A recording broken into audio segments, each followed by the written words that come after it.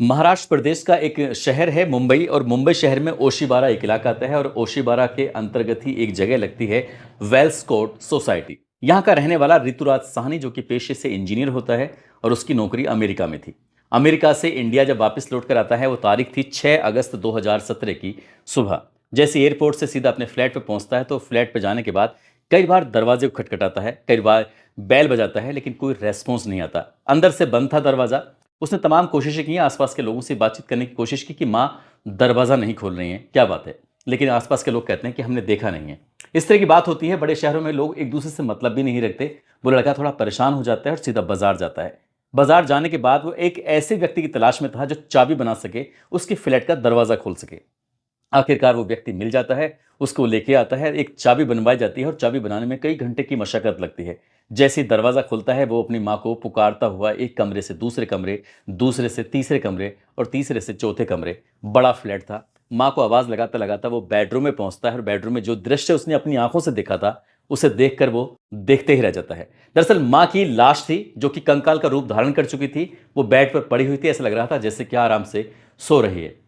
बस ये बात अब पराई हो चुकी थी, यानी कि इस फ्लैट से निकल के आसपास के लोगों तक पहुंच चुकी थी और आसपास के लोगों से बात पहुंच चुकी थी पुलिस तक। और जब पुलिस तक बात पहुंचती है तो पुलिस मौके पर आ जाती है इस मामले की जांच पड़ताल करने के लिए। जब जांच पड़ताल की जाती है तो ये पता चलता है कि उसकी मां की लगभग 4 महीने पहले मौत हो चुकी थी, क्योंकि वो अकेली रहती थी। इस लड़के यानी कि ऋतुराज साहनी की जो पिता होते हैं, उनकी साल 2013 में मौत हो चुकी थी और ये मां यहाँ पर अकेली रहती थी। देखभाल करने वाला कोई था ही नहीं। कब न जाने कैसे उसकी मौत हो जाती है पता ही नहीं चलता है। ये बात फिर अखबारों में छपती है, टीवी टीवी भी चलती है, न्यूज चैनल वाले इस खबर को प्रकाशित करते हैं। उसके बाद फिर जहां देखो वहां इस लड़के की और इस लड़के की जो मां होती है, जिसका नाम आशा साहनी होता है, उम्र जिनकी 65 साल के आसपास होती है, चर्चाएं शुरू हो जाती हैं कि बेटा कैसा था, अपनी मां का ख्याल भी नहीं रख पाया। ऐसी ही आज की कहानी है जो मैं आपको सुनाने जा रहा हूं। इस कहानी को सुनने के बाद आप लोग भी सोचने पर मजबूर हो जाएंगे कि समाज से निकलकर कैसी कैसी कहानियां आती हैं जो लोगों को झकझोर देती हैं, अंदर तक हिला के रख देती हैं, सोचने पर मजबूर कर देती हैं। आदाब, नमस्कार, सत श्री अकाल। मैं उस्मान सैफी। आज की जो सच्ची घटना मैं आपको सुनाने जा रहा हूं, ये सच्ची घटना है उत्तर प्रदेश के जिला जौनपुर की। जिला जौनपुर की बात है। वहां पर एक वृद्धा आश्रम है जिसका नाम है विकास समिति वृद्धा आश्रम।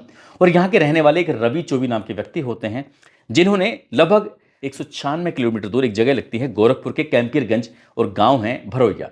भरोइया गांव में फ़ोन करते हैं। फ़ोन करने के बाद कहते हैं, क्या आप शोभा देवी के बेटे बात कर रहे हैं? जैसे इधर से बात की जाती है, इधर से लड़का कहता है कि हाँ मैं बात कर रहा हूँ, क्या बात है?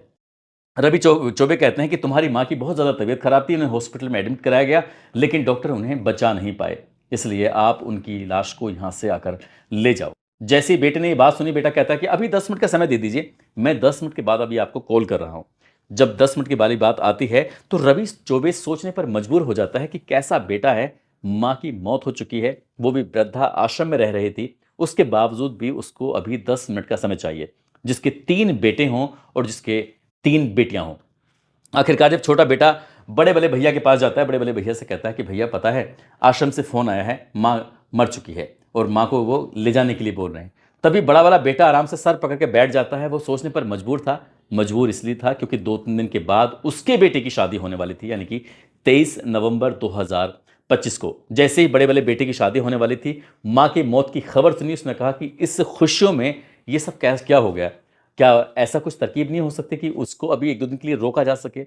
यहाँ रिश्तेदार जमा थे, लोग जमा थे आसपास के घरों के। वो कहते हैं कि एक काम करते हैं, आजकल तो वैसे भी डीप फ्रीजर यानी कि जिसमें लाश को रख दिया जाता है और कई दिन तक पता भी नहीं चलता। वैसे भी वो वृद्धाश्रम में रह रही थी, अगर 2-4 दिन के बाद उनकी बॉडी यहाँ पर आती है तो किसी को इस बात का एहसास भी नहीं होगा। तमाम तरह की बातें थी, आपस में सलाह मशवरा चल रहा था। 10 मिनट के से ज़्यादा का समय हो चुका था। रवि चौबे को लगता है कि पता नहीं वो फ़ोन क्यों नहीं आया, इसलिए वो दोबारा से रिकॉल करते हैं और बातचीत करने की कोशिश कर रहे थे कि क्या हुआ भैया, तुम अपनी माँ की लाश को लेके जाना चाहते हो कि नहीं लेके जाना चाहते? तभी रिश्तेदारों ने और उन्होंने आसपास के लोगों ने सब ने मिलकर फैसला लिया कि एक काम करते हैं, बुलवा लेते हैं। जब बात बुलवाने की आती है, उनसे कहा जाता है कि आप क्या व्यवस्था कर सकते हैं कोई ऐसी गाड़ी की, ऐसी एम्बुलेंस की जो इनकी लाश को लेकर यहाँ आ सके हमारे घर, और जो भी खर्चा होगा, जो भी पैसे होंगे हम आपको दे देंगे, यानी कि उस गाड़ी वाले को दे देंगे। इसलिए 6,000 रुपये उस एम्बुलेंस वाले ने कहा कि मैं ठीक है, मैं पहुंचा दूंगा, लेकिन 6,000 रुपये लूंगा। 6,000 रुपये की रकम तय हो जाती है। आखिरकार बॉडी पहुंच जाती है 19 तारीख को इंतकाल यानी कि मौत होती है, और 20 तारीख को जो शोभा देवी होती हैं, जिनकी उम्र लगभग 65 साल के आसपास होती है, उनका शव जो था वो गांव में पहुंच जाता है। अब जब गांव में शव पहुंचता है तो बस यहाँ पर थोड़ा सोचने वाली बात ये थी, जैसा मीडिया रिपोर्ट में प्रकाशित होता है उससे ये कहते हैं कि भाई शादी है, शादी से पहले अगर अंतिम संस्कार किया जाएगा तो अपशगुन हो सकता है, कोई दिक्कत खड़ी हो सकती है, इसलिए अभी अंतिम संस्कार नहीं करना है, और इसलिए इस लाश को नदी के किनारे दफना देते हैं। जब ये शादी वगैरह प्रोग्राम पूरा हो जाएगा तो उसके बाद फिर यहाँ से फिर इसकी लाश को निकालेंगे, निकालने के बाद रीति रिवाज के हिसाब से वो अंतिम संस्कार कर दिया जाएगा। ठीक वैसा ही होता है जैसा सोचा गया था, जैसे क्या सलाह मशवरा दिया गया था। आखिरकार बेटों ने, परिवार के बाकी लोगों ने, जो बेटियां थी वो भी शामिल होती हैं, आसपास के लोग भी शामिल होते हैं, नदी के किनारे जाते हैं, एक गड्ढा खोदा जाता है, वहां पर उस बूढ़ी अम्मा को वहां दबा दिया जाता है, और दबाने के बाद फिर ये खबर जो थी सोशल मीडिया पर खासकर वायरल हो जाती है। हर तरफ इसी बात की चर्चा शुरू हो जाती है कि आखिरकार ये बेटे कैसे थे और ये किस तरह से इन्होंने ये सब काम किया है कि अपनी माँ को भी वो अंतिम संस्कार नहीं कर रहे थे, बल्कि उम्मीद कर रहे थे कि अभी जब शादी हो जाएगी उससे खुशियों से निपट जाएंगे, उसकी बात करेंगे। अब यहाँ से फिर ये थोड़ा सा और जानने की कोशिश की जाती है कि आखिरकार मामला क्या है, तो ये पता चलता है कि जो सोशल मीडिया के माध्यम से जो अलग अलग वेब पोर्टल हैं उस पर ही प्रकाशित होता है कि ये जो महिला होती है शोभा, और उसका जो पति होता है जिसका नाम भुआल गुप्ता होता है, शोभा देवी और भुआल, वो अपने बड़े वाले बेटे के साथ रह रहे थे, और बड़े बेटे से करीब 1 साल पहले, नहीं साल 2024 में घर में झगड़ा हो जाता है, और झगड़ा हो जाता है तो बड़ा वाला बेटा अपनी माँ और अपने बाप को घर से निकाल देता है कि जाओ यहाँ से निकल जाओ। और जब वो निकल जाते हैं तो राजघाट पर बैठे हुए थे और वो रो रहे थे, परेशान हो रहे थे, उनके मन में गंदे गंदे ख्याल आ रहे थे कि किस तरह से बेटे ने घर से निकाल दिया है। तभी वहां पर कोई आदमी था, उसकी नजर पड़ जाती है, वो कहता है कि अम्मा, अब बाबा तुम इतना परेशान क्यों हो रहे हो, क्या बात है। तब वो कहानी उस व्यक्ति को सुनाते हैं। उस व्यक्ति ने कहानी सुनने के बाद कहा कि परेशान क्यों होते हो, आपको यहां से या तो अयोध्या की गाड़ी पकड़ लेनी चाहिए या फिर आपको यहां से मथुरा की गाड़ी पकड़ लेनी चाहिए। वहां आपको रहने सहने का भी इंतजाम हो जाएगा, साथ ही भरपेट खाना भी मिलेगा, और राम का भजन करना या राधे राधे करना। तो परेशान क्यों होते हो। जैसे वो बात सुनते हैं, उन लड़के की बात समझ में आ जाती है, वो गाड़ी पकड़ते हैं, गाड़ी पकड़ने के बाद सीधा मथुरा पहुंच जाते हैं। मथुरा जाने के बाद यहाँ पर ये पता चलता है कि जांच पड़ताल चल रही थी। जांच पड़ताल के दौरान ही ऐसे बुजुर्ग जिनका कोई नहीं होता है, जिनकी कोई देखभाल करने वाला नहीं होता है, उनको आश्रम में शिफ्ट कर दिया जाता है, और आश्रम में शिफ्ट कर दिया गया था जौनपुर। जौनपुर पे वहां रह रहे थे। रहते रहते बुजुर्ग अम्मा के पैर में इतना ज़्यादा दर्द होने लगता है, एक तरह से लकवा मार जाता है, और लकवा मारने के बाद ये तबीयत लगातार बिगड़ती चली जाती है। हालांकि इस बीच में जो सबसे छोटा वाला बेटा होता है, छोटा वाला बेटा बातचीत क्या करता था माँ से, लेकिन उसको फिलहाल नहीं पता था कि उसकी माँ की तबीयत इतनी ज़्यादा खराब है। आश्रम वालों ने उसको प्राइवेट हॉस्पिटल में एडमिट कराया, और प्राइवेट हॉस्पिटल में एडमिट कराने के बाद पता चलता है कि 19 नवंबर 2025 को शोभा देवी की मौत हो जाती है। मौत के बाद ये फिर खबर बन जाती है, हर कोई इस बारे में चर्चा करना शुरू कर देता है। हमने इस कहानी के बारे में कुछ और भी जानने की कोशिश की कि आखिरकार जो सोशल मीडिया के अलग अलग प्लेटफॉर्म पर चल रहा है उसमें कितनी सच्चाई है, कितनी नहीं है। वहीं पास के ही एक रिपोर्टर होते हैं जिनका नाम सुरेंद्र होता है। सुरेंद्र से मेरी बातचीत हुई, उन्होंने कहा कि मैं आज शोभा देवी के घर पर गया था। शोभा देवी का शव वाकई नदी के किनारे दफनाया गया है, परिवार वालों की मौजूदगी में रहकर। लेकिन कहानी जैसी चल रही है, कहानी ठीक वैसी नहीं है। कहानी कुछ इससे थोड़ी सी इतर है। इतर कहानी कुछ इस तरह से होती है कि जो भुआल गुप्ता होते हैं वो किराना स्टोर का दुकान चलाते हैं, और जो शोभा देवी होते हैं वो हाउस वाइफ हैं, और ये दोनों पति और पत्नी साथ रहते हैं। 3 बेटे 3 बेटियां होती हैं इनको। जो बड़ा वाला बेटा होता है उसका अपना किराना स्टोर होता है, दूसरा वाला बेटा जो कि ऑटो चलाता है, तीसरा वाला जो बेटा होता है जो कि फेरी लगाकर मसाले वगैरह बेचा करता है। इसी बीच में जो शोभा देवी होते हैं, शोभा देवी ने महिलाओं का एक समूह बनाया हुआ था, और समूह से कुछ पैसे इकट्ठे होते थे, और पैसे इकट्ठे होने के बाद जो उससे एक प्रक्रिया होती है उससे गुजर रहे थे। लेकिन कब प्रक्रिया से गुजरते गुजरते शोभा देवी कर्जे में दब जाती हैं, किसी को पता ही नहीं चलता है। वो कई लाख रुपए पे कर्जे में आ जाती हैं, और कर्जे में आने के बाद उनकी स्थिति कुछ ऐसी रहते ही नहीं है कि वो पैसे को दे सकें। इसलिए जब बात तीनों बेटों से कहते हैं, बाप और माँ और बाप की, बेटा हम पर कई लाख रुपए कर्जा हो गया है, क्या तुम दोनों तीनों मिलकर क्या हमारा कर्जा उतार सकते हो। तो तीनों ही बेटों ने हाथ खड़े कर दिए कि ये कर्जा पटावाना हमारे तो बस की बात है नहीं, तुमने जो कर्जा करा है उस कर्जे के तुम खुद ही जिम्मेदार हो, हम नहीं।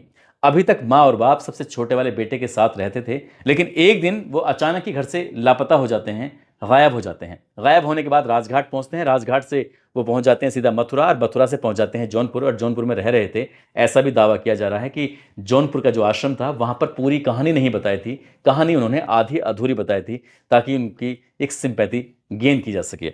मौत हो जाती है, मौत के बाद ये पता चली जाता है, लाश आती है। उसके बाद फिर जब घर वालों से, परिवार वालों से रिपोर्टर ने पूछा कि अब क्या होगा, इनके जो शरीर है उनको दफना दिया गया है। 23 तारीख को शादी भी हो चुकी है और इस कहानी की जो मैं सुना रहा हूं ये 24 नवंबर है।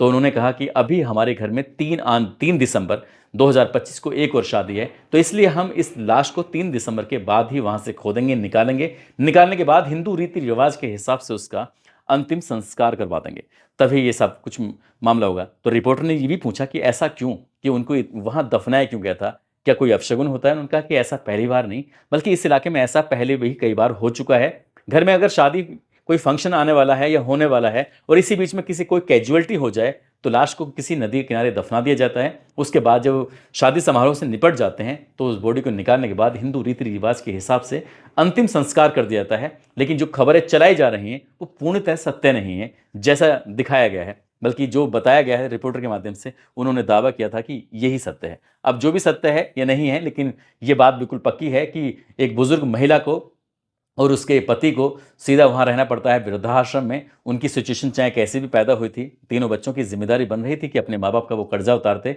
और उन्हें धक्के खाने के लिए अंतिम समय में नहीं छोड़ना चाहिए था। भले चाहे कम पैसे कमाते थे, लेकिन अभी भी तो पिता वापस लौट कर आए, पूरी कहानी लोगों के सामने खुलकर आई। क्या वो कर्जदार जिनके पैसे थे, क्या वो माफ़ करेंगे? ये भी अपना आप में एक सवाल है। लेकिन जिस तरह की बात थी वो वाकई अपना आप में सोचने वाली बात थी कि इस तरह से बुढ़ापे में आने के बाद एक माँ बाप कई बच्चों को तो पाल सकते हैं, यानी कि यहाँ पर 3 बेटे 3 बेटियों को तो पाल दिया, लेकिन 6 बच्चों पर अपने माँ बाप नहीं पल पाए। ये वाकई अपने आप में सोचने वाली बात है। जो इस कहानी की शुरुआत मैंने शुरू में बताया था कि ऋतुराज जो अमेरिका में रहता था, वो अपने यहाँ पर अपने घर पर आता है।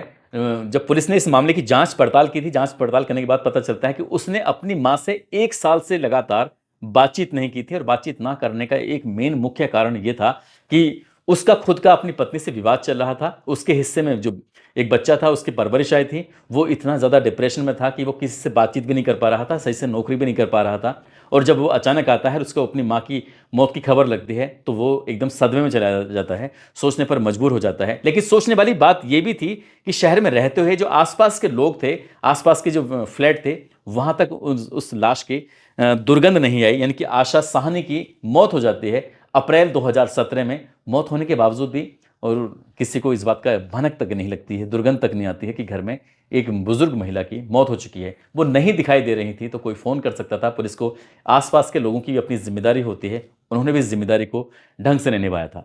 दोस्तों, इस पूरे घटनाक्रम को सुनाने का उद्देश्य किसी को परेशान करना नहीं है, किसी का दिल दुखाना नहीं है, बल्कि आपको जागरूक करना है, आपको सचेत करना है और आपको बताना, आपको जताना है कि आपके आसपास भी कई ऐसे लोग रहते होंगे जो तनहा रहते होंगे, अकेले रहते होंगे। इसलिए उनका ख्याल रखें, दूर से ही रखें, देखते रहें कि वो ठीक हैं कि नहीं हैं। और जब उनके बारे में कुछ ना दिखाई दें तो जाकर दरवाज़ा खटखटाकर पूछ लेना चाहिए कि तुम ठीक हो कि नहीं हो।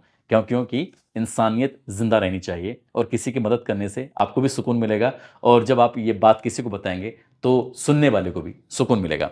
जाते जाते भदोही के रहने वाले हैं रामरती और उनकी पत्नी है नीतू। आज इनकी शादी की सालगिरह है। रामरती और नीतू जी को शादी की सालगिरह की बहुत बहुत शुभकामनाएं, बहुत बहुत मुबारकबाद। और कुछ लोगों ने नाम लेने की अपील की है, जिसमें रुबीना खातून है, सोहन कुशवाहा, कन्हैया सैनी, तारिक, नगमा, अमन कुमार, रामनाथ मीना, मोहम्मद कयूम, ताहिर खान, मुस्तकीम खान, अराबली वर्मा, राम गोपाल साहू छत्तीसगढ़ से, शिवम शर्मा नेपाल से, तारिक खान मेवात से, अंकित वर्मा चिन्हट से, शैफुल्ला सैयद महाराष्ट्र से, आरिफ मेवाती, निशु काव्या, काजिम अली मुरादाबाद से, जसबीर सिंह, सोनू कुमार। आप सब लोग अपना ख्याल रखें, सुरक्षित रहें। जय हिंद, जय भारत।